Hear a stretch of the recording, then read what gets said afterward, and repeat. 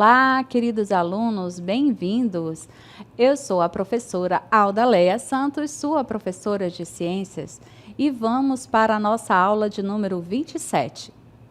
Com objeto de conhecimento, programas e indicadores de saúde pública, detalhamento, tecnologias na evolução da medicina de diagnóstico, de tratamento e indústria farmacêutica. Tecnologias no estudo do meio ambiente e no combate aos impactos de acidentes ambientais. E vamos para a nossa aula.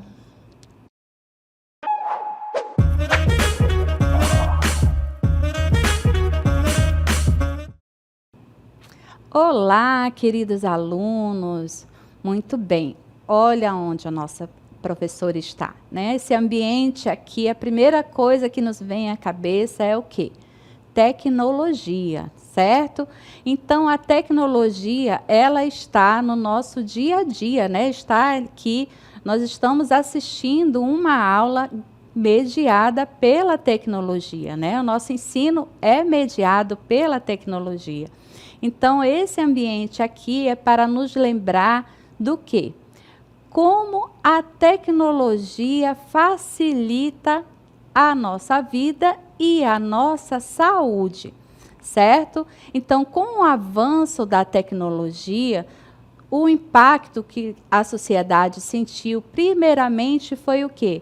Que a tecnologia facilita a nossa saúde de várias formas. Certo? Então, nós temos aí o avanço, né, através da pesquisa médica, dos diagnósticos, certo? De exames que agora são muito mais avançados, como uma ressonância médica, uma tomografia, a ultrassonografia, certo? Descoberta de novas terapias, né? E até o acesso a consultas e tratamentos de forma remota. Aí vem o quê? O avanço da telemedicina, certo? E essa telemedicina, ela propicia o quê? O uso, né, até de inteligência artificial na triagem, para identificar, para auxiliar ali os médicos a fechar ali um diagnóstico, certo?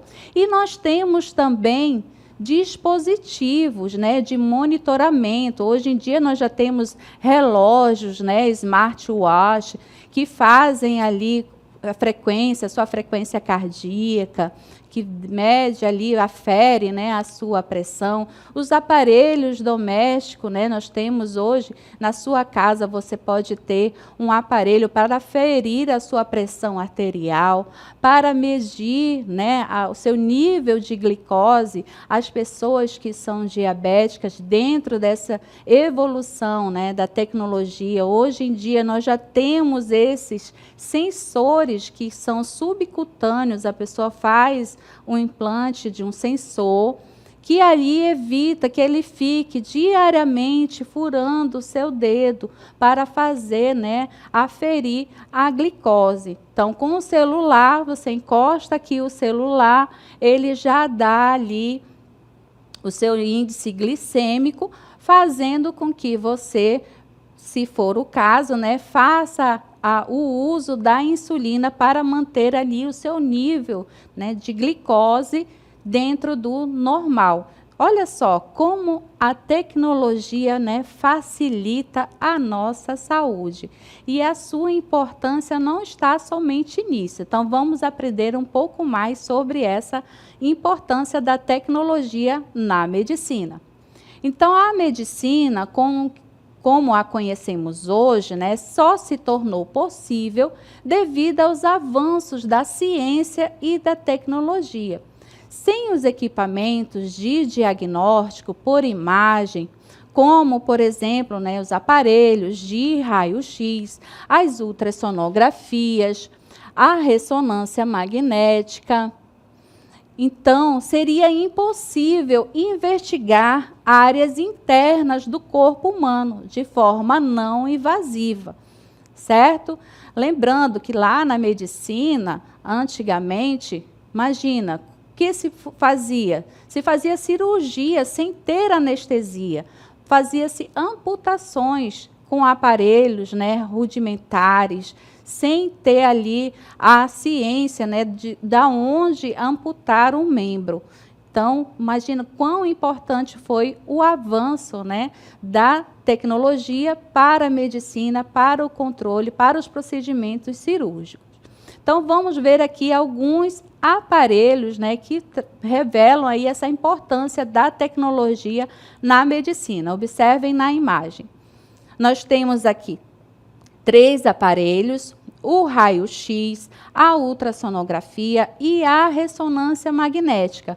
No raio-x, ele vem sendo aí, né, está aí exemplificando, é o quê? Ele vai utilizar, é um aparelho que utiliza a radiação iônica para criar imagens bidimensionais, sendo ideal para visualizar ossos e detectar fraturas, problemas pulmonares e até cardíacos, certo? Ali você consegue verificar se o seu coração, né, teve um aumento através do raio-x.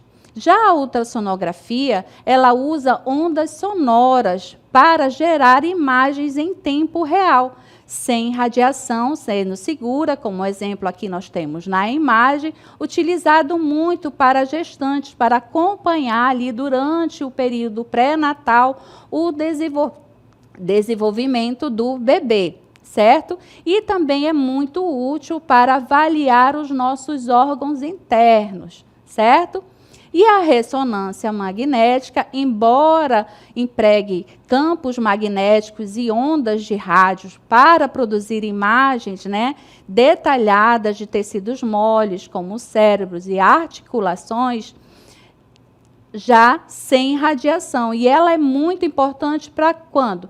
Quando você sofre um acidente de carro, de moto, que tem ali para verificar.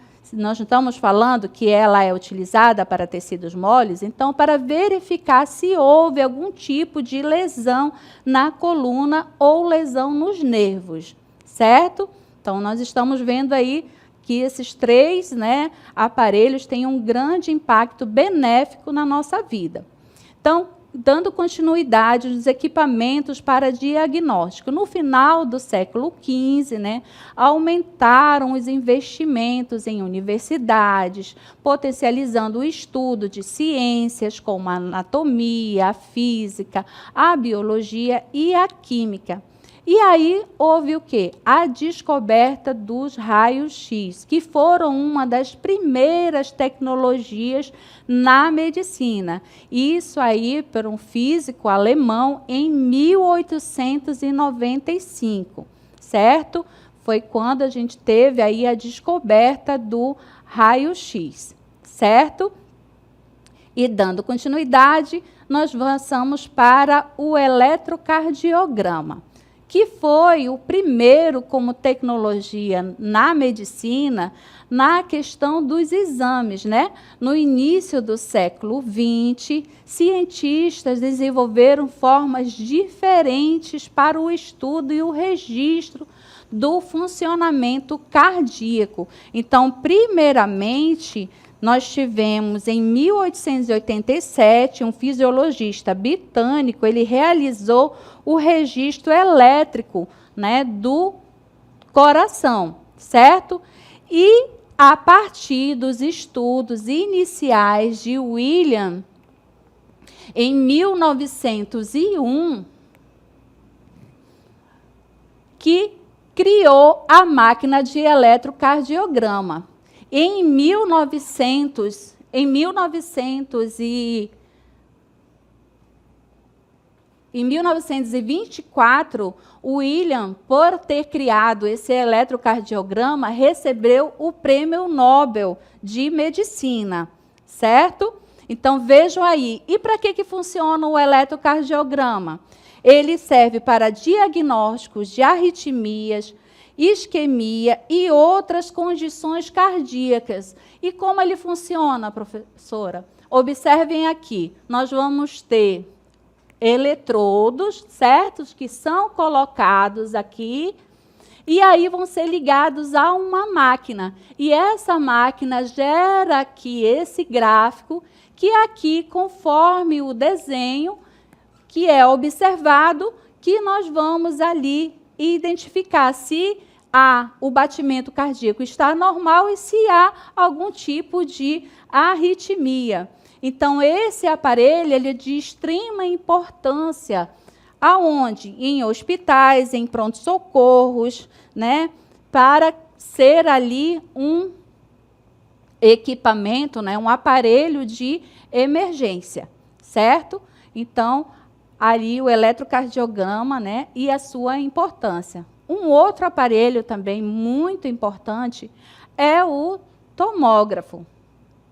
E o tomógrafo, que vai ali trabalhar com a questão, né, é outro avanço importante, que foi a criação do tomógrafo, em 1972, que rendeu um prêmio Nobel de Fisiologia para o sul-africano Alan, que era um físico, e o britânico Godfrey, que era um engenheiro, certo? Então, eles desenvolveram esse aparelho que realiza a tomografia computadorizada, que é um exame de imagem que usa raio-x para criar imagens detalhadas do corpo interno, certo? Então, as imagens é feita.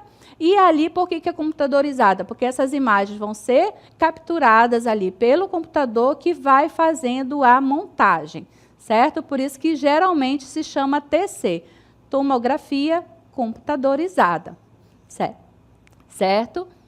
E agora nós passamos para o aparelho de ressonância magnética, que esse aparelho ele traz o quê?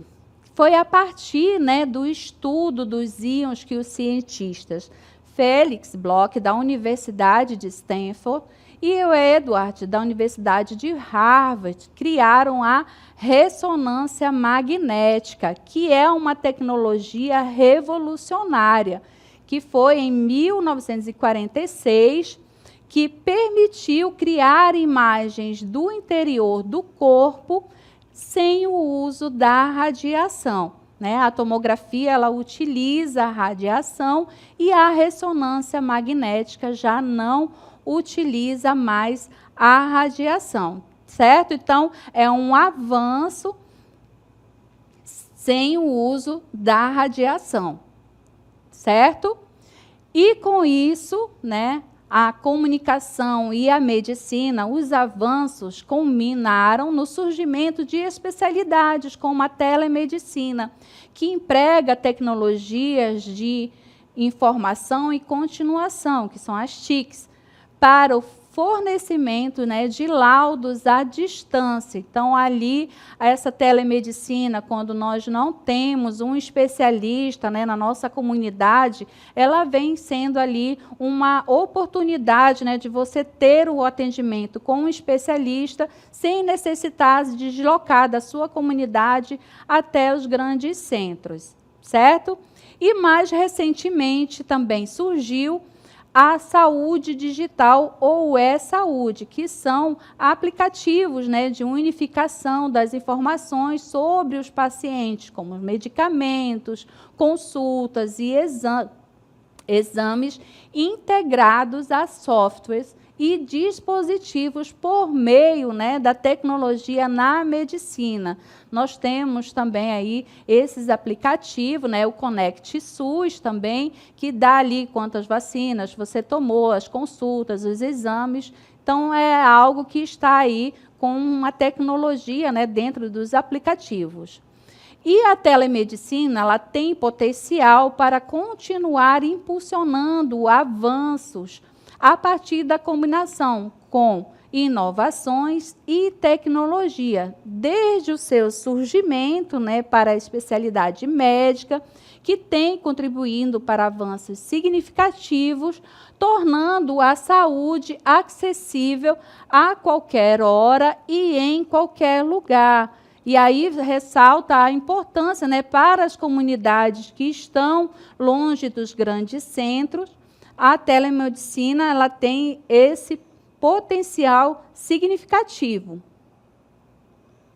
E os benefícios da tecnologia na medicina, né, melhora substancialmente, né, a qualidade de vida das pessoas.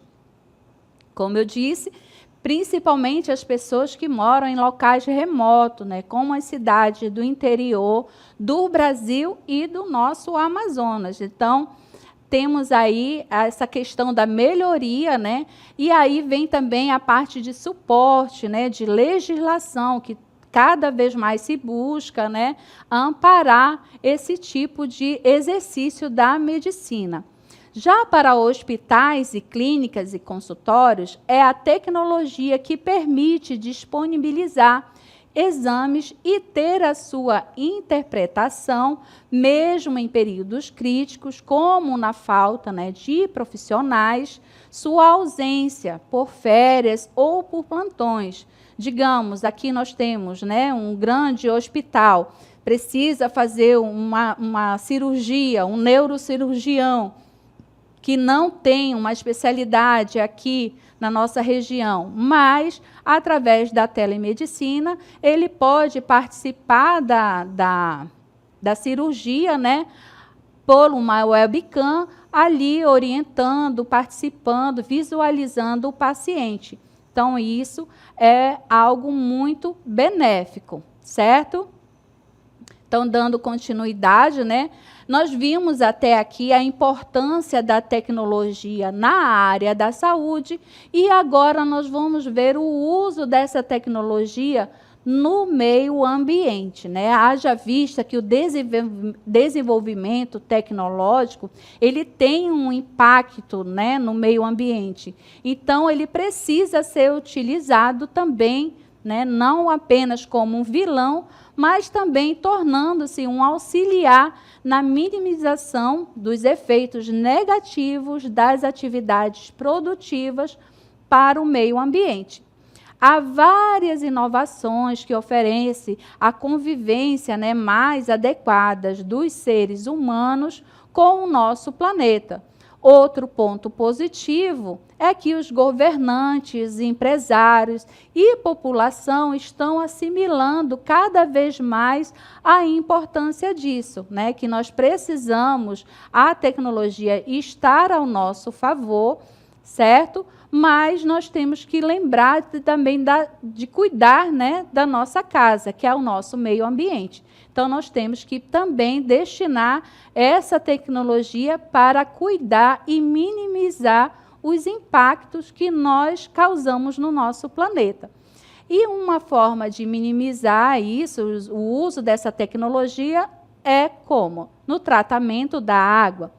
O uso da tecnologia para a purificação de águas residuais é uma das principais tendências do momento e é, né, um bom exemplo. Refere-se à utilização de processos oxidativos avançados no tratamento, né, de esgotos, capaz de promover a degradação de vários poluentes, resultando assim em uma água de excelente qualidade. Então, nós sabemos que o que há disponível no planeta, apesar de nós olharmos e vermos ali o nosso planeta com um grande quantitativo de água, mas o que está disponível para o consumo da população como água doce é muito pouco. Haja vista que a grande maioria, 97%, é água salgada e o que se destina para o consumo da população é muito pouco. Então, o uso da tecnologia para o tratamento, para o reaproveitamento, né, dessa água que é utilizada pela população é algo emergencial, certo? Então, com isso, esses avanços, né, de tratamento dos esgotos tem um grande impacto, né, para atenuar a questão da qualidade da nossa água. Da mesma forma, vem a energia solar. A energia solar ela tem um grande potencial, né, de ser uma energia de fonte renovável para a produção da energia elétrica. Haja vista que a nossa energia elétrica ela é imprescindível para facilitar a vida das pessoas.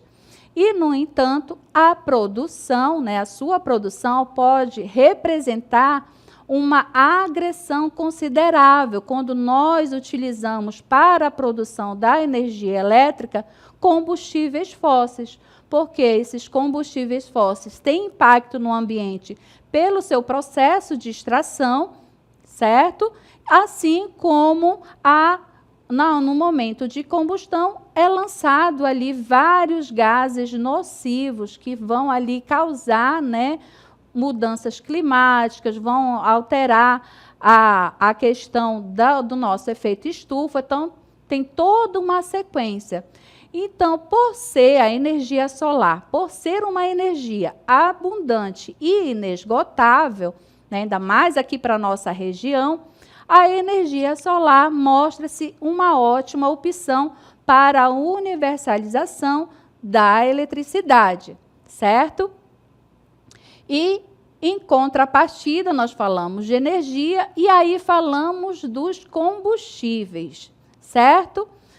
Como foi dito, assim como na energia que a gente tem que tirar o uso dos combustíveis fósseis, a mesma coisa vem com a produção dos combustíveis, Então, por isso que a criação de biocombustíveis, que vai, além de ser uma fonte renovável de energia, como aqui nós temos o exemplo, a produção de etanol, a partir da cana, da cana-de-açúcar, que apresenta um balanço nulo de produção de CO2. Observem aí essa palavra, balanço nulo de produção de CO2. O que quer dizer isso, professora? Isso é porque durante a sua fase de crescimento, ou seja, quando a planta ela está ali, você faz, tem aquele canavial. Então, durante o desenvolvimento da planta, o que ela faz? Ela absorve o CO2, certo? Então, ela absorve a mesma quantidade de gás que seria eliminado, durante a fase de fabricação e utilização do combustível. O Brasil, para você ter ideia, ele é o segundo maior produtor de etanol, perdendo apenas para os Estados Unidos. Nós, aqui no Brasil, utilizamos a cana-de-açúcar para a produção de etanol. E lá nos Estados Unidos, eles utilizam o milho, certo? E em aproveitamento também no processo de produção do combustível, do etanol, nós ainda temos o bagaço. E o bagaço também é utilizado como biomassa para a produção de combustíveis também, certo? Então, da cana-de-açúcar se aproveita tudo. E o uso da tecnologia no combate, aos impactos de acidentes ambientais. Isso daí é algo que também é muito importante, porque nós precisamos estar ali monitorando, prevendo, os acidentes ambientais.